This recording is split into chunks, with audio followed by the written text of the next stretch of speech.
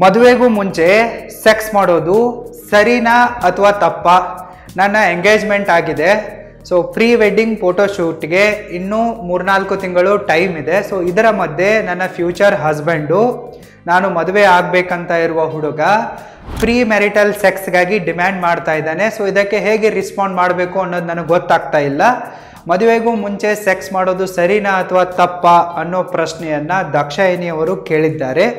So ಅದಕ್ಕೆ ನಾನು ಇವತ್ತಿನ ವಿಡಿಯೋದಲ್ಲಿ ಡೀಟೇಲ್ ಆದ ಆನ್ಸರನ್ನು ಕೊಡುವನಿದ್ದೇನೆ. ಸೊ ನನಗೆ ಹೇಳಿ, ನಿಮ್ಮ ಪ್ರಕಾರ ಮದುವೆಗೂ ಮುಂಚೆ ಸೆಕ್ಸ್ ಮಾಡೋದು ಸರಿನಾ ಅಥವಾ ತಪ್ಪಾ ಅನ್ನೋದನ್ನು ಹಾನೆಸ್ಟ್ ಆಗಿ ಕಮೆಂಟ್ ಮಾಡಿ. ಮದುವೆಗೂ ಮುಂಚೆ ಸೆಕ್ಸ್ ಮಾಡೋದು ಸರಿನಾ ಅಥವಾ ತಪ್ಪಾ ಅನ್ನೋ ಈ ಪ್ರಶ್ನೆಗೆ ಡೈರೆಕ್ಟ್ ಆಗಿ ಅಕ್ಯುರೇಟ್ ಆಗಿರುವ ಸಿಂಗಲ್ ಆನ್ಸರನ್ನು ಕೊಡೋಕ್ಕೆ ಸಾಧ್ಯನೇ ಇಲ್ಲ. ಸೊ ಮದುವೆಗೂ ಮುಂಚೆ ಸೆಕ್ಸ್ ಮಾಡೋದು ಸರಿನಾ ಅಥವಾ ತಪ್ಪಾ ಅನ್ನೋದು ಅವರವರ ವೈಯಕ್ತಿಕ ಅಭಿಪ್ರಾಯದ ಮೇಲಿರುತ್ತೆ. ವೈಯಕ್ತಿಕ ಡಿಸಿಷನ್ನು, ಅವರ ಚಾಯ್ಸು, ಅವರ ಇಂಟ್ರೆಸ್ಟು, ಮತ್ತು ಅವರ ಮ್ಯಾಚುರಿಟಿ, ಅವರ ಮೊರಾಲಿಟಿ, ಅವರ ಮನೆಯ ಸಂಸ್ಕಾರ, ಅವರ ಸ್ವತಃದ ಸಂಸ್ಕಾರ, ಇವೆಲ್ಲದರ ಮೇಲೂ ಕೂಡ ಡಿಪೆಂಡ್ ಆಗತ್ತೆ. ಪ್ರೀ ಮ್ಯಾರಿಟಲ್ ಸೆಕ್ಸನ್ನು ಮಾಡಬೇಕಾ ಅಥವಾ ಬೇಡವಾ ಅನ್ನೋ ಡಿಸಿಷನ್ನು ಅವರವರ ಮೇಲೇ ಡಿಪೆಂಡ್ ಆಗುತ್ತೆ. ಸೊ ಅವರಿಗೆ ಬೇಕಂತಂದರೆ ಅವ್ರು ಮಾಡ್ಬೋದು, ಬೇಡ ಅಂತಂದರೆ ಅವ್ರು ಬಿಡಬಹುದು. ನೀವು ಮದುವೆಗೂ ಮುಂಚೆ ಸೆಕ್ಸ್ ಮಾಡಲೇಬೇಕಪ್ಪ ಅಂತಂದರೆ ನೀವು ಅದನ್ನು ಕ್ಲಿಯರ್ ಮಾಡ್ಕೋಬೇಕು. ಯಾಕೆ ಮಾಡ್ತಾ ಇದ್ದೀರಾ ಅನ್ನೋದು ಕ್ಲಿಯಾರಿಟಿ ನಿಮ್ಮಲ್ಲಿ ಇರಬೇಕು. ನೀವು ಜಸ್ಟ್ ಟೈಮ್ ಪಾಸ್ಗಾಗಿ ನಿಮ್ಮ ಲವರ್ಗಳ ಜೊತೆಗೆ, ಇಲ್ಲವೇ ಬೇರೆ ಯಾರೋ ಆಂಟಿಗಳು ಸಿಕ್ಕಿದ್ದಾರೆ, ಅಂಕಲ್ಗಳು ಸಿಕ್ಕಿದ್ದಾರೆ, ಸೊ ಎಲ್ಲೋ ಒಂದು ಕ್ಯಾಜುವಲ್ ರಿಲೇಷನ್ಶಿಪ್ ಇದೆ, ನಿಮ್ಮದು ಟೈಮ್ ಪಾಸ್, ಪ್ರೀತಿ ಪ್ರೇಮ ನಡೀತಾ ಇದೆ, ಸೊ ಅಲ್ಲಿ ನೀವು ಕೂಡ ಫನ್ಗಾಗಿ, ಒಂದು ಮಜಾಗಾಗಿ ಸೆಕ್ಸ್ ಮಾಡ್ತಾ ಇದ್ರೆ ಅದನ್ನು ಅಲ್ಲಿ ಕ್ಲಿಯರ್ ಮಾಡಿಬಿಡಬೇಕು. ಸೊ ನಾನು ನೋಡು ಜಸ್ಟ್ ಒಂದು ಫನ್ಗಾಗಿ ನಿನ್ನೊಂದಿಗೆ ಸೆಕ್ಸ್ ಮಾಡ್ತಾ ಇರುವೆ. ಸೊ ನಿನಗೂ ಸೆಕ್ಸ್ ಬೇಕಾಗಿದೆ, ನನಗೂ ಸೆಕ್ಸ್ ಬೇಕಾಗಿದೆ, ಇಬ್ಬರಿಗೂ ಬೇಕಾಗಿದೆ, ಇಬ್ಬರಿಗೂ ಮ್ಯೂಚುವಲ್ ಬೆನಿಫಿಟ್ಸ್ ಇದೆ. ಸೊ ಸೆಕ್ಸ್ ಮಾಡಿದರೆ ಮುಗೀತು. ಸೊ ಇದನ್ನು ಮದುವೆಗೆ ನಾವು ಒಯ್ತೀವಾ ಇಲ್ವಾ ಅನ್ನೋದ್ರ ಬಗ್ಗೆ ನಿಮಗೆ ಕ್ಲಾರಿಟಿ ಇರಬೇಕು. ಸೊ ನೀವು ಲವ್ ಅಫೇರ್ನಲ್ಲಿದ್ದೀರಾ, ಸೊ ಮುಂದೆ ಅದನ್ನು ಮದುವೆಯಲ್ಲಿ ಕನ್ವರ್ಟ್ ಮಾಡೋರಿದ್ದೀರಾ ಅಂತಂದರೆ ಮದುವೆಗೆ ಮುಂಚೆನೇ, ಸೆಕ್ಸ್ ಮಾಡೋದಕ್ಕಿಂತ ಮುಂಚೆನೇ ಅದನ್ನು ಅಲ್ಲಿ ಕ್ಲಿಯರ್ ಮಾಡಿ ಬಿಡಬೇಕು. ನೀವು ಯಾರೊಂದಿಗೆ ಮಲಗಬೇಕಂತ ಇದ್ದೀರಲ್ಲ ಅವ್ರ ಜೊತೆಗೆ ಮಾತುಕತೆ ಮಾಡಿಕೊಂಡು ಕ್ಲಿಯರ್ ಮಾಡ್ಕೋಬೇಕು. ಇನ್ನು ನಿಮ್ಮದು ಎಂಗೇಜ್ಮೆಂಟ್ ಆಗಿದೆಯಪ್ಪ ಅಂತಂದರೆ ಅಲ್ಲಿ ಕೂಡ ನೀವು ಸ್ವಲ್ಪ ವೇಟ್ ಮಾಡೋದು ಬೆಟರ್ ಆಗಿದೆ.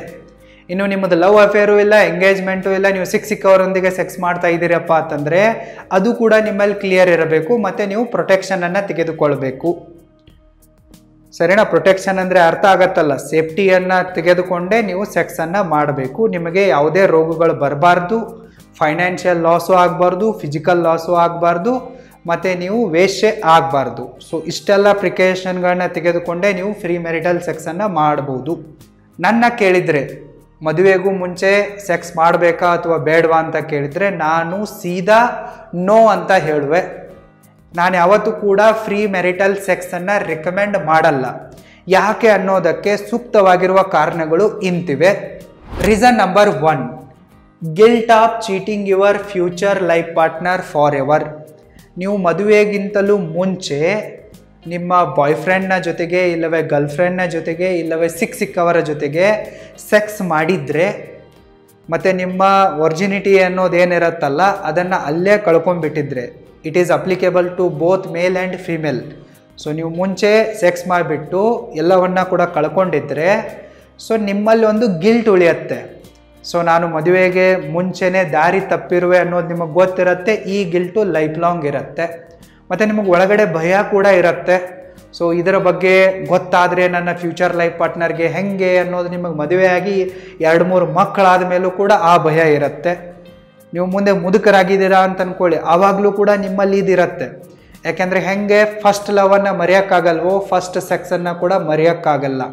ಸೊ ನಿಮಗೆ ಆ ಗಿಲ್ಟು ಕಾಡುತ್ತೆ ಮತ್ತು ನಿಮ್ಮನ್ನು ಅದು ಹೆದರಿಸುತ್ತೆ, ನಿಮ್ಮ ಮಾನಸಿಕ ಶಾಂತಿಯನ್ನು ಕಿತ್ಕೊಳ್ಳುತ್ತೆ.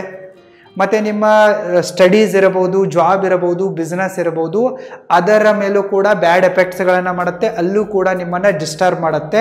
ನೀವು ನಿಮ್ಮ ಲೈಫಿನ ಕೆಲಸಗಳ ಮೇಲೆ ಫೋಕಸ್ ಮಾಡೋಕ್ಕಾಗಲ್ಲ. ಗಿಲ್ಟು ಇರುತ್ತೆ ಮತ್ತು ನೀವು ಡಿಸ್ಟರ್ಬ್ಡ್ ಆಗ್ತೀರಾ. Reason number 2, you lose respect and freedom. ಮದುವೆಗೂ ಮುಂಚೆ ನೀವು ಯಾರೊಂದಿಗಾದರೂ ಸೆಕ್ಸ್ ಮಾಡಿದರೆ, ಇಲ್ಲವೇ ಎಂಗೇಜ್ಮೆಂಟ್ ಆಗಿರುವ ಹುಡುಗ ಅಥವಾ ಹುಡುಗಿಯೊಂದಿಗೆ ಸೆಕ್ಸ್ ಮಾಡಿದರೂ ಕೂಡ ಅಲ್ಲಿ ನೀವು ನಿಮ್ಮ ರೆಸ್ಪೆಕ್ಟನ್ನು ಮತ್ತು ಫ್ರೀಡಮನ್ನು ಕಳ್ಕೊತೀರಾ. ಈಗ ಎಕ್ಸಾಂಪಲ್ಗಾಗಿ ಹೇಳಬೇಕಂತಂದರೆ ಬಹಳಷ್ಟು ಕಪಲ್ಸ್ಗಳು ಎಂಗೇಜ್ಮೆಂಟನ್ನು ಬೇಗನೆ ಮಾಡ್ಕೊತಾರೆ. ಆದರೆ ಎಂಗೇಜ್ಮೆಂಟ್ ಆದ ತಕ್ಷಣ ಕೋರ್ಟ್ಶಿಪ್ ಪೀರಿಯಡನ್ನು 3 ತಿಂಗಳು 6 ತಿಂಗಳು 9 ತಿಂಗಳ ತನಕ ಇಟ್ಕೊತಾರೆ, ಒಂದು ಲಾಂಗ್ ಗ್ಯಾಪನ್ನು ಇಟ್ಕೊತಾರೆ. ಇದರ ಮಧ್ಯೆ ಅವ್ರ ಉದ್ದೇಶ ಏನಿರತ್ತಪ್ಪ ಅಂತಂದರೆ ಪ್ರೀ ವೆಡ್ಡಿಂಗ್ ಫೋಟೋ ಶೂಟ್ ಮಾಡೋದು, ವಿಡಿಯೋ ಶೂಟ್ ಮಾಡೋದು, ಎಲ್ಲಾದರೂ ಸುತ್ತಾಡಕ್ಕೆ ಹೋಗೋದು. ಅಂದರೆ ಇವ್ರದ್ದು ಅರೇಂಜ್ ಮ್ಯಾರೇಜೇ ಇರುತ್ತೆ, ಬಟ್ ಇವರಿಗೆ ಲವ್ ಮ್ಯಾರೇಜ್ನ ಒಂದು ಫೀಲ್ ಬೇಕಾಗಿರುತ್ತೆ. ಅದಕ್ಕಾಗಿ ಇಷ್ಟೊಂದು ಗ್ಯಾಪನ್ನು ತಗೊತಾರೆ. ಸೊ ಈ ಗ್ಯಾಪಲ್ಲಿ ಅವ್ರದ್ದು ಇನಿಷಿಯಲ್ ಇಂಟೆನ್ಷನ್ ಏನಿರತ್ತಪ್ಪ ಅಂತಂದರೆ ಈ ಒಂದು 3 ತಿಂಗಳು 6 ತಿಂಗಳ ಗ್ಯಾಪಲ್ಲಿ ನಾನು ನನ್ನ ಫ್ಯೂಚರ್ ಹಸ್ಬೆಂಡನ್ನು ಇಲ್ಲವೇ ವೈಫನ್ನು ಟೆಸ್ಟ್ ಮಾಡುವೆ. ಅವಳೇನಾದರೂ ಅಥವಾ ಅವನೇನಾದರೂ ಲಾಯಕ್ಕಿಲ್ಲ ಅಂತಂದರೆ ಇಲ್ಲೇ ನಾನು ಎಂಗೇಜ್ಮೆಂಟನ್ನು ಕ್ಯಾನ್ಸಲ್ ಮಾಡಿಬಿಡುವೆ ಅನ್ನೋದಿರುತ್ತೆ. ಬಟ್ ಅವರು ಈ ಸುತ್ತಾಟ, ಓಡಾಟ, ಡೇಟಿಂಗು, ಪ್ರೀ ಮೆರಿಟಲ್ ಫೋಟೋಶೂಟು ಇದನ್ನೆಲ್ಲ ಮಾಡಿಕೊಳ್ಳುವ ಚಕ್ಕರ್ನಲ್ಲಿ ಹೋಟೆಲ್ಸ್ಗಳಿಗೆ ಹೋಗ್ತಾರೆ, ಟೂರಿಸ್ಟ್ ಡೆಸ್ಟಿನೇಷನ್ಗಳಿಗೆ ಹೋಗ್ತಾರೆ, ಅಲ್ಲಿ ಅವರು ಕಾಲು ಜಾರಿ ಬಿಡ್ತಾರೆ. ಸೊ ಯಾವಾಗ ಮದುವೆಗೂ ಮುಂಚೆ ಅಲ್ಲಿ ಹುಡುಗಿ ಸೆಕ್ಸ್ ಮಾಡ್ತಾಳಲ್ಲ, ಅವಳು ತನ್ನ ಗಂಡನ ದೃಷ್ಟಿಯಲ್ಲಿ ಪರ್ಮನೆಂಟಾಗಿ ತನ್ನ ರೆಸ್ಪೆಕ್ಟನ್ನು ಕಳ್ಕೊತಾಳೆ. ಗಂಡ ಅವಳನ್ನು ಒಂದು ಆಬ್ಜೆಕ್ಟ್ ಥರ ನೋಡೋಕ್ಕೆ ಟ್ರೀಟ್ ಮಾಡ್ತಾನೆ. ಮದುವೆಗಿಂತಲೂ ಮುಂಚೆ ಅವಳು ಮಲಗಿದಾಳೆ ಅಂತಂದರೆ ಇವಳೇನಂತವಳು ಮಹಾನಳಲ್ಲ, ಸಜ್ಜನಳಲ್ಲ ಅನ್ನೋ ಒಂದು ಫೀಲ್ ಅವನ ಮೈಂಡಲ್ಲಿ ಪರ್ಮನೆಂಟಾಗಿ ಬಂದ್ಬಿಡತ್ತೆ. ಅವನು ಅವಳಿಗೆ ಲೈಫ್ ಲಾಂಗ್ ರೆಸ್ಪೆಕ್ಟ್ ಕೊಡಲ್ಲ. ಅಲ್ಲಿ ಆಕೆ ತನ್ನ ರೆಸ್ಪೆಕ್ಟನ್ನು ಕಳ್ಕೊತಾಳೆ. ಮತ್ತು ಗಂಡು ಮಕ್ಕಳು ಮದುವೆಗೂ ಮುಂಚೆ ಈ ರೀತಿ ಸೆಕ್ಸ್ ಕೇಳ್ತಾ ಇದ್ದಾರೆ ಅಂತಂದರೆ ನೀವು ಹೆಣ್ಮಕ್ಳು ಸೀದಾ ರಿಜೆಕ್ಟ್ ಮಾಡಿ, ಏನೇ ಇದ್ರೂ ಕೂಡ ಮದುವೆ ಆದಮೇಲೆ ಅಂಥೇಳಿ ಮುಖಕ್ಕೆ ಹೊಡೆದಂಗೆ ಹೇಳಿ. ಯಾಕಂದರೆ ಅಲ್ಲಿ ನಿಮ್ಮ ರೆಸ್ಪೆಕ್ಟಿನ ಪ್ರಶ್ನೆ ಇದೆ. ನಿಮ್ಮ ರೆಸ್ಪೆಕ್ಟ್ ಉಳಿಬೇಕಪ್ಪ ಅಂತಂದರೆ ನೀವು ಹಾಗೆ ಹೇಳಿ. ಇನ್ನು ಗಂಡು ಮಕ್ಕಳು ಏನಾದರೂ ತೆವಲು ಆತುರ ಪಟ್ಟುಬಿಟ್ಟು ಹೆಣ್ಮಕ್ಕಳೊಂದಿಗೆ ಎಂಗೇಜ್ಮೆಂಟ್ ಆದ ನಂತರ ಮದುವೆಗೂ ಮುಂಚೆ ಸೆಕ್ಸ್ ಮಾಡಿದರೆ ಅವರು ತಮ್ಮ ಫ್ರೀಡಮನ್ನು ಕಳ್ಕೊತಾರೆ. ಮದುವೆಗೆ ಮುಂಚೆಯಿಂದಲೇ ಹೆಂಡತಿ ತನ್ನ ಗಂಡನನ್ನು ಹಗ್ಗ ಹಾಕಿ ಇಟ್ಕೊಂಡು ಬಿಡ್ತಾಳೆ, ಅವನ ಫ್ರೀಡಮನ್ನು ಕಿತ್ಕೊಂಡು ಬಿಡ್ತಾಳೆ. ಮತ್ತು ಅವಳೇನಾದರೂ ಕ್ಯಾರೆಕ್ಟರ್ಲೆಸ್ ಅಂತ ಇವನಿಗೆ ಗೊತ್ತಾದರೂ ಕೂಡ ಇವನೇನೂ ಮಾಡೋಕ್ಕಾಗಲ್ಲ. ಯಾಕೆಂದರೆ ಇವನು ಅವಳೊಂದಿಗೆ ಬೆತ್ತಲಾಗಿರ್ತಾನಪ್ಪ ಅಂತಂದರೆ ಇವನಾಗೆ ಅವಳಿಗೆ ತನ್ನ ಜುಟ್ಟನ್ನು ಅವಳ ಕೈಯಲ್ಲಿ ಕೊಟ್ಟಂತೆ ಮಾಡ್ಕೊಂಡಿರ್ತಾನೆ. ಸೊ ಅವಳು ಸರಿ ಇಲ್ಲ, ಹೊಂದಾಣಿಕೆ ಆಗಲ್ಲ ಅಂತ ಗೊತ್ತಾದರೂ ಕೂಡ ಅವನಿಗೆ ಎಂಗೇಜ್ಮೆಂಟನ್ನು ಕ್ಯಾನ್ಸಲ್ ಮಾಡೋಕ್ಕೆ ಅಲ್ಲಿ ಯಾವುದೇ ಅವಕಾಶಗಳು ಇರಲ್ಲ. ಅವ್ನು ಮಾಡ್ತೀನಿ ಅಂತಂದ್ರು ಅವಳ ಹತ್ರ ಸಿಕ್ಕಾಪಟ್ಟೆ ಕಾನೂನುಗಳಿವೆ, ಹಾಕಿ ರುಬ್ಬು ಬಿಡ್ತಾಳೆ. ಸೊ ಆತ ಭಯದಿಂದ ಅವಳು ಹೆಂಗೆ ಇದ್ರೂ ಕೂಡ, ಕ್ಯಾರೆಕ್ಟರ್ಲೆಸ್ ಇದ್ರೂ ಕೂಡ ಅವಳೊಂದಿಗೆ ಮದುವೆ ಆಗಬೇಕಾಗತ್ತೆ. ಫ್ರೀ ಮೆರಿಟಲ್ ಸೆಕ್ಸನ್ನು ಮಾಡೋದ್ರಿಂದ ಹೆಣ್ಮಕ್ಕಳು ತಮ್ಮ ರೆಸ್ಪೆಕ್ಟನ್ನು ಕಳ್ಕೊತಾರೆ, ಗಂಡು ಮಕ್ಕಳು ಫ್ರೀಡಮನ್ನು ಕಳ್ಕೊತಾರೆ. ಇದಂತೂ 101% ಸತ್ಯವಾಗಿದೆ. ಅದಕ್ಕಾಗಿ ನಾನು ಫ್ರೀ ಮೆರಿಟಲ್ ಸೆಕ್ಸ್ಗೆ ರೆಕಮೆಂಡೇಶನನ್ನು ಕೊಡಲ್ಲ. Reason number 3, risk of getting sexually transmitted diseases like AIDS. ನೀವು ಮದುವೆಗೂ ಮುಂಚೆ ಸಿಕ್ಕವರ ಜೊತೆಗೆಲ್ಲ ಸೆಕ್ಸ್ ಮಾಡ್ತಾ ಹೋದರೆ ನೀವು ಪ್ರೊಟೆಕ್ಷನನ್ನು ತೆಗೆದುಕೊಂಡಿರ್ತೀರ, ಅಷ್ಟು ಬುದ್ಧಿ ಇರುತ್ತೆ ನಿಮಗೆ. ಆದರೂ ಕೂಡ ಕೆಲವೊಂದಿಷ್ಟು ಜನರಿಗೆ ಏನಿರತ್ತಪ್ಪ ಅಂತಂದರೆ ಯಾರಿಗೆ ರೋಗ ಬಂದಿರತ್ತಲ್ಲ ಏಡ್ಸ್ ಅಂತವು, ಅವರಲ್ಲಿ ಒಳಗೆ ಒಂದು ಏನಿರುತ್ತೆ ಅಂತಂದರೆ ನನಗೆ ಬಂದಿದೆ ಅಂತಂದರೆ ಎಲ್ರಿಗೂ ಹಚ್ಚೋದೆ ಅನ್ನೋ ಒಂದು ಬ್ಯಾಡ್ ಇಂಟೆನ್ಷನ್ ಇರುತ್ತೆ. ಸೊ ಆವಾಗ ಅವರು ನಿಮ್ಮ ಮುಂದೆ ಮಲಗೋದಕ್ಕಿಂತ ಮುಂಚೆ ಪ್ರೊಟೆಕ್ಷನ್ ಹಾಕ್ಕೊಂಡಿದ್ದೀನಿ, ಕಾಂಡಮ್ ಹಾಕ್ಕೊಂಡಿದ್ದೀನಿ ಅನ್ನೋ ಥರ ಬಿಹೇವ್ ಮಾಡಿದರೂ ಕೂಡ ಮಧ್ಯೆ ನೀವು ಪೀಕಿಗೆ ಹೋದಾಗ ಅವರು ಆ ಪ್ರೊಟೆಕ್ಷನನ್ನು ತೆಗೆದುಬಿಟ್ಟು ನಿಮ್ಮೊಂದಿಗೆ ಸೆಕ್ಸ್ ಮಾಡ್ತಾರೆ, ನಿಮಗೂ ರೋಗಗಳನ್ನು ಹಚ್ಚೋ ಚಾನ್ಸಸ್ ಜಾಸ್ತಿ ಇರುತ್ತೆ.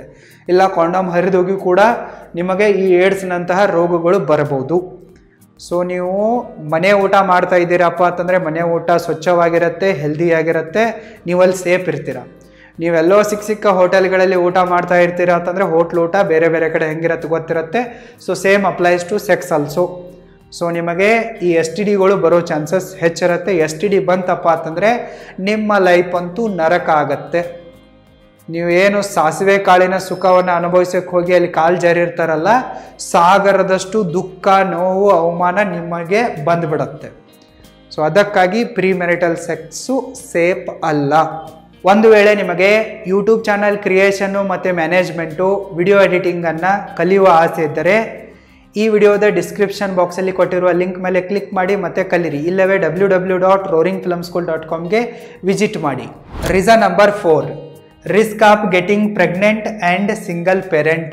ನೀವು ಒಬ್ಬ ಹುಡುಗಿಯಾಗಿ ಮದುವೆಗೂ ಮುಂಚೆ ಸಿಕ್ಕವರ ಜೊತೆಗೆ ಸೆಕ್ಸ್ ಮಾಡಿದರೆ, ಬಾಯ್ ಫ್ರೆಂಡ್ಸ್ಗಳ ಜೊತೆಗೆ ಸೆಕ್ಸ್ ಮಾಡಿದರೆ, ಇಲ್ಲವೇ ಇವನು ಮದುವೆ ಆಗ್ತೀನಿ ಅಂತ ಹೇಳಿದಾನೆ ಅಂಥೇಳಿ ನಂಬಿ ಸೆಕ್ಸ್ ಮಾಡಿದರೆ, ಮುಂದೆ ನೀವು ಪ್ರೆಗ್ನೆಂಟ್ ಆದ್ರಿ ಅಂತ ಅನ್ಕೊಳ್ಳಿ. ಆವಾಗ ಯಾರೂ ಕೂಡ ನಿಮ್ಮ ಬಾಯ್ ಫ್ರೆಂಡ್ಗಳು ಅಲ್ಲಿ ಅಪ್ಪ ಆಗೋಕ್ಕೆ ಮುಂದೆ ಬರಲ್ಲ, ನಿಮ್ಮನ್ನು ಮದುವೆ ಆಗೋಕ್ಕೆ ಮುಂದೆ ಬರಲ್ಲ. ನಂದಲ್ಲ ನಿಂದಲ್ಲ, ನಂದಲ್ಲ ನಿಂದಲ್ಲ ಅಂಥೇಳಿ ನಿಮ್ಮನ್ನು ಫುಟ್ಬಾಲ್ ಒದ್ದಂಗೆ ಒದಿತಾರೆ.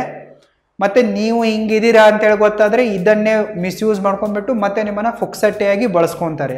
ಇಷ್ಟೇ ಆಗಿಬಿಡತ್ತೆ ನಿಮ್ಮ ಫ್ಯೂಚರ್ ಲೈಫು. ಸೊ ನೀವು ಪ್ರೆಗ್ನೆಂಟ್ ಆದ್ರಿಯಪ್ಪ ಅಂತಂದರೆ ಅದನ್ನೇನಾದರೂ ಅಬಾರ್ಷನ್ ಮಾಡ್ಸೋಕ್ಕೆ ನಿಮ್ಮಿಂದ ಆಗಲಿಲ್ಲಪ್ಪ ಅಂತಂದರೆ ಎಲ್ಲ ಅವಕಾಶಗಳು ಕಾಲ ಕೈಮೀರಿ ಹೋಯ್ತಪ್ಪ ಅಂತಂದರೆ ನೀವಲ್ಲಿ ಸಿಂಗಲ್ ಪೇರೆಂಟಾಗಿ ಸಾಯಬೇಕಾಗತ್ತೆ. ಮತ್ತು ಸಮಾಜದಲ್ಲಿ ನೋವು ಅವಮಾನಗಳನ್ನು ಅನುಭವಿಸ್ಬೇಕಾಗತ್ತೆ. ಮತ್ತು ಸಿಂಗಲ್ ಪೇರೆಂಟ್ ಆಗಿಬಿಟ್ಟು ಒಂದು ಮಗುವನ್ನು ಸಂಸ್ಕಾರವಂತರ ಥರ ಬೆಳೆಸೋದು ಅಷ್ಟೊಂದು ಈಜಿ ಅಲ್ಲ. ನಿಮ್ಮಲ್ಲೇ ಸಂಸ್ಕಾರ ಇಲ್ಲ ಅಂತಂದರೆ ಅದಕ್ಕೆಲ್ಲಿಂದ ಕೊಡ್ತೀರಾ? ಸೊ ನಿಮ್ಮ ಮಗುಗೆ ಗೊತ್ತಾಯ್ತಪ್ಪ ಅಂತಂದರೆ ನನ್ನ ತಾಯಿ ಇಂಥವಳಿದ್ದಳು ಅಂತೇಳಿ, ಸೊ ಅವರು ಕೂಡ ನಿಮ್ಮನ್ನು ಬಿಟ್ಟು ಹೋಗ್ತಾರೆ ದೊಡ್ಡವರಾದಮೇಲೆ. ಸೊ ಅವರು ಕೂಡ ನಿಮಗೆ ರೆಸ್ಪೆಕ್ಟ್ ಕೊಡಲ್ಲ. Reason number 5, fear of first night. So ನೀವು ಮದುವೆಗೂ ಮುಂಚೆ ಬೇರೆ ಯಾರೊಂದಿಗಾದರೂ ಸೆಕ್ಸ್ ಮಾಡಿದರೆ ನಿಮಗೆ ಒಳಗಡೆ ಒಂದು ಫಿಯರ್ ಕ್ರಿಯೇಟ್ ಆಗಿರುತ್ತೆ. ಫಸ್ಟ್ ನೈಟಿನ ಫಿಯರು ಇದು ಹುಡುಗರಿಗೂ ಕೂಡ ಕ್ರಿಯೇಟ್ ಆಗಿರುತ್ತೆ, ಹುಡುಗಿಯರಿಗೂ ಕೂಡ ಕ್ರಿಯೇಟ್ ಆಗಿರುತ್ತೆ. ಹುಡುಗಿಯರಿಗೆ ಏನು ಕ್ರಿಯೇಟ್ ಆಗಿರುತ್ತಪ್ಪ ಅಂತಂದರೆ ನಾನಂತೂ ವರ್ಜಿನಿಟಿಯನ್ನು ಕಳ್ಕೊಂಡಿರುವೆ, ಸೊ ನನ್ನ ಗಂಡ ಏನಾದರೂ ಇದನ್ನು ಟೆಸ್ಟ್ ಮಾಡೋಕ್ಕೆ ಸಿನಿಮಾಗಳನ್ನು ನೋಡಿ ಧಾರಾವಾಹಿಗಳನ್ನು ನೋಡಿ ಏನಾದರೂ ಪ್ಲ್ಯಾನ್ ಮಾಡಿದರೆ ನಾನೇನಾದ್ರು ತಗಲಾಕೊಂಡ್ರೆ ಅನ್ನೋ ಭಯ ಸ್ಟಾರ್ಟ್ ಆಗಿರುತ್ತೆ. ವರ್ಜಿನಿಟಿಯನ್ನು ಹೇಗೆ ಟೆಸ್ಟ್ ಮಾಡೋದು ಅನ್ನೋದನ್ನು ನಾನು ನೆಕ್ಸ್ಟ್ ವಿಡಿಯೋದಲ್ಲಿ ಹೇಳುವೆ. ಆ ವಿಡಿಯೋವನ್ನು ನೋಡಿ ನಿಮಗೆ ಕ್ಲಾರಿಟಿ ಬರುತ್ತೆ. ಸೊ ಹೆಂಡತಿಗೂ ಕೂಡ ಈ ಭಯ ಸ್ಟಾರ್ಟ್ ಆಗಿರುತ್ತೆ. ಇನ್ನು ಗಂಡ ಕೂಡ ಮದುವೆಗೂ ಮುಂಚೆ ಸೆಕ್ಸ್ ಮಾಡಿದರೆ ಅವನಿಗೆ ಅವನ ವೀಕ್ನೆಸ್ಸು ಅವನ ಪರ್ಫಾರ್ಮೆನ್ಸ್ ಲೆವೆಲ್ಲು ಗೊತ್ತಿರುತ್ತೆ, ಸರಿನಾ? ಆವಾಗ ಅವನಲ್ಲಿ ಭಯ ಏನು ಸ್ಟಾರ್ಟ್ ಆಗಿರತ್ತಪ್ಪ ಅಂತಂದರೆ ನಾನು ನನ್ನ ಹೆಂಡತಿಯನ್ನು ಸ್ಯಾಟಿಸ್ಫೈ ಮಾಡೋಕ್ಕೆ ಫೇಲ್ ಆದರೆ, ಸೊ ಈ ರೀತಿ ಎಲ್ಲ ಭಯ ಸ್ಟಾರ್ಟ್ ಆಗುತ್ತೆ. ಸೊ ಮದುವೆಗೂ ಮುಂಚೆ ಸೆಕ್ಸ್ ಮಾಡಿದರೆ ಗಂಡ ಮತ್ತು ಹೆಂಡತಿ ಇಬ್ಬರಿಗೂ ಕೂಡ ಫಸ್ಟ್ ನೈಟಿನ ಭಯ ಕಾಡೋಕ್ಕೆ ಸ್ಟಾರ್ಟ್ ಆಗುತ್ತೆ. ಯಾಕಪ್ಪ ಅಂತಂದರೆ ಅವರು ವರ್ಜಿನ್ ಆಗಿರಲ್ಲ ಅನ್ನೋ ಒಂದು ಫಿಯರು ಅವರಲ್ಲಿ ಇರುತ್ತೆ. Reason number 6 and loss of interest in sex. ಮದುವೆಗೂ ಮುಂಚೆ ನೀವು ಸೆಕ್ಸ್ ಮಾಡಿದ್ರಪ್ಪ ಅಂತಂದರೆ ನಿಮಗೆ ಸೆಕ್ಸಲ್ಲಿ ಇಂಟ್ರೆಸ್ಟೇ ಹೋಗಿಬಿಡತ್ತೆ ಅಥವಾ ಕಮ್ಮಿ ಆಗಿಬಿಡತ್ತೆ. ನೀವು ಸಿಕ್ಕಾಪಟ್ಟೆ ಸಲ ಸಿಕ್ಕವರ ಜೊತೆ ಮಲ್ಕೊಂಡಿದ್ದೀರಪ್ಪ ಅಂತಂದರೆ ನಿಮಗೆ ಸೆಕ್ಸಲ್ಲಿ ಕಂಪ್ಲೀಟ್ ಇಂಟ್ರೆಸ್ಟೇ ಹೋಗಿಬಿಡತ್ತೆ. ಸೊ ನಿಮಗೆ ಇಂಟ್ರೆಸ್ಟ್ ಇಲ್ಲ ಅಂತಂದರೆ ನೀವು ಮದುವೆ ಆದ ಮೇಲೆ ಸೆಕ್ಸ್ ಮಾಡೋಕ್ಕೆ ಇಂಟ್ರೆಸ್ಟ್ ತೋರಿಸಲ್ಲ, ಎಕ್ಸೈಟ್ಮೆಂಟನ್ನು ತೋರಿಸಲ್ಲ, ನಿಮ್ಮ ಲೈಫ್ ಪಾರ್ಟ್ನರನ್ನು ಬೆಡ್ಡಲ್ಲಿ ಸ್ಯಾಟಿಸ್ಫೈ ಮಾಡೋ ಪ್ರಯತ್ನವನ್ನೇ ಮಾಡಲ್ಲ. ನಿಮಗೆ ಬೇಡಾಗಿದೆ ಬಟ್ ನಿಮ್ಮ ಲೈಫ್ ಪಾರ್ಟ್ನರಿಗೆ ಬೇಕಾಗಿರತ್ತಲ್ಲ, ಸೊ ಅವರು ನಿಮ್ಮ ಜೊತೆಗೆ ಜಗಳ ಮಾಡ್ತಾರೆ, ನಿಮಗೆ ಡೈವರ್ಸ್ ಕೊಡ್ತಾರೆ, ನೀವು ನಾಮರ್ದ್ರ ಅಂಥೇಳಿ ನಿಮ್ಮನ್ನು ಎಕ್ಸ್ಪೋಸ್ ಮಾಡಿಬಿಟ್ಟು ಹೋಗಿಬಿಡ್ತಾರೆ. ಸೊ ಇದಂತೂ ಹಾಗೇ ಆಗತ್ತೆ. ಇನ್ನು ಹುಡುಗಿಯರು ಮದುವೆಗೂ ಮುಂಚೆ ಸಿಕ್ಕಾಪಟ್ಟೆ ಜನರ ಜೊತೆಗೆ ಮಲ್ಕೊಂಡಿದ್ರೆ ಅವರಿಗೆ ಗೊತ್ತಾಗ್ಬಿಟ್ಟಿರುತ್ತೆ ನಾನು ಹಿಂಗೆ ಇದ್ದೀನಿ, ಪುರುಷರೆಲ್ಲ ಹಿಂಗೆ ಅನ್ನೋದಿರುತ್ತೆ. ಅವಳು ಅದರಲ್ಲಿ ಇಂಟ್ರೆಸ್ಟೇ ತೋರಿಸಲ್ಲ. ಸೊ ಇವಳು ಕೆಟ್ಟ ಕೆರ ಹಿಡ್ದೋಗಿರ್ತಾಳೆ. ಬಟ್ ಗಂಡ ಆತ ವರ್ಜಿನ್ ಇದ್ದರೆ, ಆತ ಪವಿತ್ರತೆಯನ್ನು ಮೇಂಟೈನ್ ಮಾಡ್ಕೊಂಡು ಬಂದಿದ್ರೆ ಅಂತಂದರೆ ಅವನು ಹೆಂಡತಿಯಿಂದ ಒಳ್ಳೆಯ ಸೆಕ್ಸನ್ನು ಎಕ್ಸ್ಪೆಕ್ಟ್ ಮಾಡ್ತಾನೆ. ಬಟ್ ಹೆಂಡತಿ ದಾರಿ ತಪ್ಪಿದ್ದಾಳೆ ಅಂತಂದರೆ ಇವಳಿಗೆ ಇಂಟ್ರೆಸ್ಟ್ ಇರಲ್ಲ, ಅವಳಲ್ಲಿ ಅವನಿಗೆ ಕೊಡಲ್ಲ ಬೇಕಾಗಿರೋದು. ಸೊ ಅಲ್ಲಿ ಜಗಳಗಳು ಕಲಹಗಳು ಆಗುತ್ತೆ, ಅದು ಡೈವರ್ಸ್ನಲ್ಲಿ ಎಂಡ್ ಆಗುತ್ತೆ. ಸೊ ನನ್ನ ಪ್ರಕಾರ ಸೆಕ್ಸ್ ಅನ್ನೋದೇನಿದೆ ಅಲ್ಲ, ಇದು ಪ್ರೀತಿಯ ಅಲ್ಟಿಮೇಟ್ ಸ್ಟೇಜ್ ಆಗಿದೆ. ಈ ಸೆಕ್ಸ್ಗೆ ನಾವು ಪ್ಯೂರೆಸ್ಟ್ ಫಾರ್ಮ್ ಆಫ್ ಲವ್ ಅಂತ ಕೂಡ ಕರಿಬೋದು. ಸೊ ಸೆಕ್ಸ್ ಅಂತಂದರೆ ಅಲ್ಲಿ ಎರಡು ದೇಹಗಳು, ಎರಡು ಮನಸ್ಸುಗಳು, ಎರಡು ಮೆದುಳುಗಳು ಏಕಾಂತದಲ್ಲಿ ಒಂದಾಗಿರ್ತವೆ. ಎರಡು ಬಾಡಿ ಸೇರಿಸ್ಬಿಟ್ಟು ಇನ್ನೊಂದು ಬಾಡಿಯನ್ನು ಕ್ರಿಯೇಟ್ ಮಾಡುವ ಒಂದು ಗ್ರೇಟ್ ಪ್ರೊಸೆಸ್ ಇರುತ್ತೆ. ಸೊ ಅದನ್ನು ನೀವು ಮದುವೆಗೂ ಮುಂಚೆ ಸಿಕ್ಕವ್ರ ಜೊತೆಗೆ ಮಾಡಿಬಿಟ್ಟು ಏನೇನೋ ಮಾಡ್ಕೊಂಡ್ಬಿಟ್ಟು ಕೆಟ್ಟೋಗ್ಬಿಟ್ಟಿದ್ದೀರಾ ಅಂತ ಅಂದ್ಕೊಳ್ಳಿ. ಮದುವೆ ಆದ ನಂತರ ನೀವು ಪವಿತ್ರತೆಯಿಂದ ಇರೋಕ್ಕೆ ಸಾಧ್ಯನೇ ಇಲ್ಲ. ಅಲ್ಲಿ ಮದುವೆಯ ಉದ್ದೇಶ ಅಲ್ಲಿ ಈಡೇರಲ್ಲ. ನಿಮಗೆ ಇಂಟ್ರೆಸ್ಟ್ ಕಳ್ಕೊಂಡಿರ್ತೀರ, ಇಲ್ಲ ನೀವು ಸೆಕ್ಸನ್ನು ಮಾಡೋಕ್ಕೆ ಅಲ್ಲಿ ತಾಕತ್ತನ್ನು ಕಳ್ಕೊಂಡ್ಬಿಟ್ಟಿರ್ತೀರ ಅಂತಲೂ ಕೂಡ ಅನ್ಬೋದು. ನಿಮ್ಮಲ್ಲಿ ಆ ಯೋಗ್ಯತೆ ಇರಲ್ಲ, ಸಾಮರ್ಥ್ಯವೇ ಇರಲ್ಲ. ಸೊ ಹಿಂಗಿದ್ದಾಗ ನಿಮ್ಮ ಸಂಸಾರದಲ್ಲಿ ಸರಸ ಬರಲ್ಲ, ರೊಮ್ಯಾನ್ಸ್ ಬರಲ್ಲ, ಮತ್ತು ಅಂತಹ ಮ್ಯಾರಿಡ್ ಲೈಫು ಜಾಸ್ತಿ ದಿನ ಕಂಟಿನ್ಯೂ ಆಗಲ್ಲ. ಇಷ್ಟೆಲ್ಲ ಕಾರಣಗಳಿಂದಾಗಿ ನಾನು ನಿಮ್ಮೆಲ್ಲರಿಗೂ ಕೂಡ ಪ್ರೀ ಮ್ಯಾರಿಟಲ್ ಸೆಕ್ಸನ್ನು ಅಂದರೆ ಮದುವೆಗೂ ಮುಂಚೆ ಸೆಕ್ಸ್ ಮಾಡುವುದನ್ನು ಅವಾಯ್ಡ್ ಮಾಡೋಕ್ಕೆ ರಿಕಮೆಂಡ್ ಮಾಡುವೆ, ಮತ್ತು ಸ್ಟ್ರಿಕ್ಟಾಗಿ ಆರ್ಡರ್ ಕೂಡ ಮಾಡುವೆ. ನಿಮ್ಮದೇ ಲೈಫ್ ಹಾಳಾಗೋದಿದೆ. ಇಲ್ಲಿ ಸರಿನಾ ತಪ್ಪ ಅನ್ನೋ ಪ್ರಶ್ನೆ ಇಲ್ಲ. ನೀವು ಯಾರೊಂದಿಗೆ ಸೆಕ್ಸ್ ಮಾಡ್ತಾ ಇದ್ದೀರಾ, ಯಾವಾಗ ಮಾಡ್ತಾ ಇದ್ದೀರಾ, ಹೇಗೆ ಮಾಡ್ತಾ ಇದ್ದೀರಾ, ಎಷ್ಟು ಸಲ ಮಾಡ್ತಾ ಇದ್ದೀರಾ, ಮತ್ತು ಅದರಿಂದ ಏನೇನೆಲ್ಲ ಇಷ್ಟೆಲ್ಲ ಬ್ಯಾಡ್ ಎಫೆಕ್ಟ್ಸ್ಗಳಾಗ್ತಾ ಇವೆ ಅನ್ನೋದು ಮುಖ್ಯವಾಗಿದೆ. ಇಲ್ಲಿ ನಾನು ಯಾವುದೇ ಧರ್ಮದ ಒಂದು ವಿಚಾರವಾಗಿಯೂ ಹೋಗ್ತಾ ಇಲ್ಲ, ನಮ್ಮದು ಸಂಸ್ಕೃತಿ ಅಲ್ಲ, ನಮ್ಮದು ಪರಂಪರೆ ಅಲ್ಲ ಅಂತಲೂ ಹೋಗ್ತಾ ಇಲ್ಲ, ಒಳ್ಳೆಯದು ಕೆಟ್ಟದ್ದು ಅಂತಲೂ ಹೋಗ್ತಾ ಇಲ್ಲ, ಮತ್ತು ನೈತಿಕತೆಯೂ ನೋಡ್ತಾ ಇಲ್ಲ. ಸೊ ನಾನಿಲ್ಲಿ ನಿಮ್ಮ ಲೈಫಿನ ಸೇಫ್ಟಿಯನ್ನು, ನಿಮ್ಮ ಹೆಲ್ತಿನ ಸೇಫ್ಟಿಯನ್ನು ಆಧಾರವಾಗಿಟ್ಕೊಂಡು ನಿಮಗೆ ಫ್ರೀ ಮ್ಯಾರಿಟಲ್ ಸೆಕ್ಸು ಬೇಡ ಅಂತ ಹೇಳ್ತಾ ಇರುವೆ. ಬಾಯ್ ಫ್ರೆಂಡ್ ಗರ್ಲ್ಫ್ರೆಂಡ್ಗಳ ಜೊತೆಗೂ ಕೂಡ ಬೇಡ, ಎಂಗೇಜ್ಮೆಂಟ್ ಆದ ನಂತರ ಫ್ಯೂಚರ್ ಹಸ್ಬೆಂಡ್ ವೈಫ್ಗಳ ಜೊತೆಗೂ ಕೂಡ ಬೇಡ. ನಿಮಗೆ ಸೆಕ್ಸ್ ಮಾಡೋದಿದೆಯಲ್ಲ, ಬೇಗನೆ ಲೈಫಲ್ಲಿ ಸೆಟ್ಲಾಗಿ ಬೇಗನೆ ಮದುವೆಯಾಗಿ ಎಷ್ಟು ಬೇಕೋ ಅಷ್ಟು ಸೇಫ್ ಸೆಕ್ಸನ್ನು ಮಾಡಿ. ನೀವು ಹ್ಯಾಪಿಯಾಗೂ ಇರ್ತೀರ, ಹೆಲ್ದಿಯಾಗೂ ಇರ್ತೀರ, ಮತ್ತು ಜಾಸ್ತಿ ದಿನ ಚೆನ್ನಾಗಿ ಸಮಾಜದಲ್ಲಿ ಗೌರವಾನ್ವಿತವಾಗಿ ಬದುಕ್ತೀರ. ಅದನ್ನು ಬಿಟ್ಟು ನೀವು ಆಡದಾರಿ ಹಿಡಿದ್ರೆ ಅಂತಂದರೆ ನೀವು ಮಧ್ಯದಾರಿಯಲ್ಲೇ ಖತಮ್ ಆಗಿ ಹೋಗ್ತೀರ. ಸೊ ಇನ್ನು ಮುಂದೆ ನಿಮ್ಮ ವಿಚಾರ ನಿಮಗೆ ಬಿಟ್ಟಿದ್ದು. ಮುಂದಿನ ವಿಡಿಯೋದಲ್ಲಿ ನಾನು ವರ್ಜಿನಿಟಿಯನ್ನು ಟೆಸ್ಟ್ ಮಾಡೋದು ಹೇಗೆ ಅನ್ನೋದ್ರ ಬಗ್ಗೆ ಸ್ವಲ್ಪ ಡೀಟೇಲ್ ಆಗಿ ಡಿಸ್ಕಸ್ ಮಾಡುವೆ. ಅಲ್ಲಿ ತನಕ take care, all the very best. Thank you so much.